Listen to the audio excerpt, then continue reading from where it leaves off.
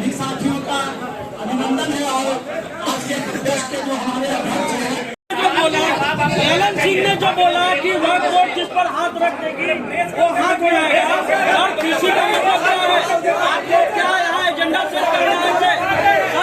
Sir सवाल लीजिए, सवाल सर, क्या मुसलमान अपनी बात भी नहीं रख सकता?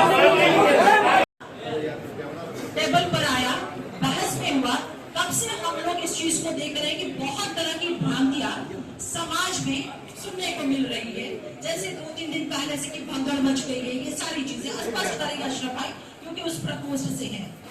कुछ चीजें ऐसी हैं उस बिल की, और जनता दल यूनाइटेड का स्टैंड इस बिल में समर्थन को लेकर के वो आपके सामने रखना चाहते हैं। हम लोग ज्वाइंट पार्लियामेंट कमेटी के ऑनरेबल मेंबर हमारे श्री दिलेश्वर कामत जी, जो अत्यंत पिछड़ा समाज, अत्यंत पिछड़ा वर्ग से आते हैं, वो हमारे माननीय मेंबर थे ज्वाइंट पार्लियामेंट्री कमेटी में। और जनता दल यूनाइटेड का जो कंसर्न हम लोगों ने आदरणीय दिलेश्वर कामत जी के माध्यम से, जो पार्टी का कंसर्न था, जो हमने सुझाव दिया था, उस सुझाव को अक्षरशः पालन किया गया है।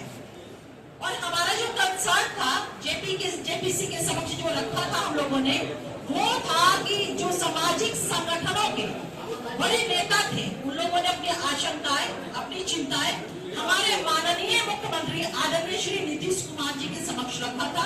और उन्हीं आशंकाओं और चिंताओं को हम लोगों ने जेपीसी के समक्ष हम लोगों ने रखने का काम किया था।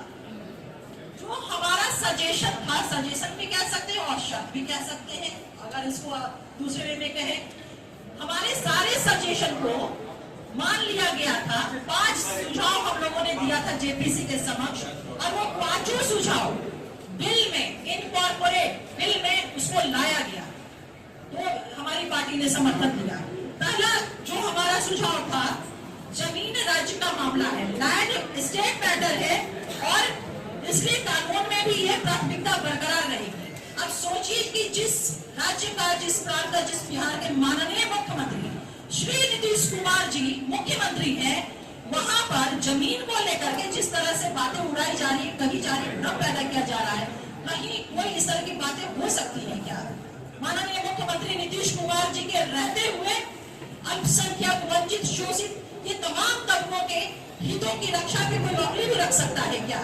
जिसका निगहबान, जिसकी रक्षा सुरक्षा माननीय मुख्यमंत्री नीतीश कुमार जी स्वयं कर रहे हैं।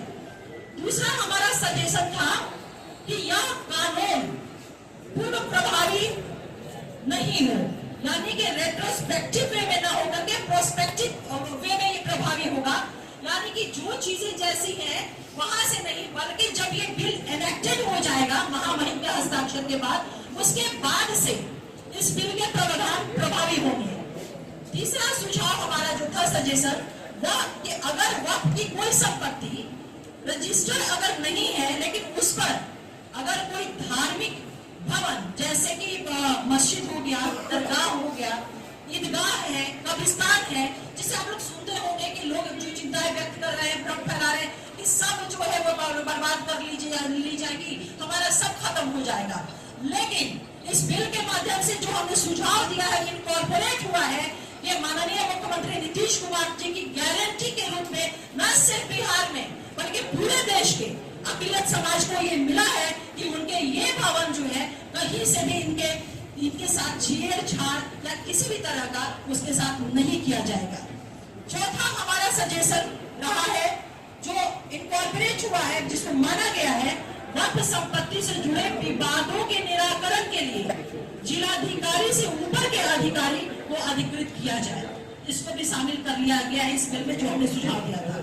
5वां हमारा सुझाव और अंतिम सुझाव कि वक्फ बोर्ड की संपत्ति के डिजिटलाइजेशन के लिए, जिसको आप बोलचाल की भाषा में हम लोग कह रहे हैं कि पोर्टल पे रजिस्ट्रेशन की बात कर रहे हैं, तो उसके लिए 6 महीने का जो समय बिल में था, हम लोगों ने इस चीज को सुझाव दिया था कि इस समय सीमा को बढ़ाई जाए, और हमारे इस सुझाव को मान लिया गया। ये हमारे 5 महत्वपूर्ण सुझाव थे, जिसकी मैंने आपकी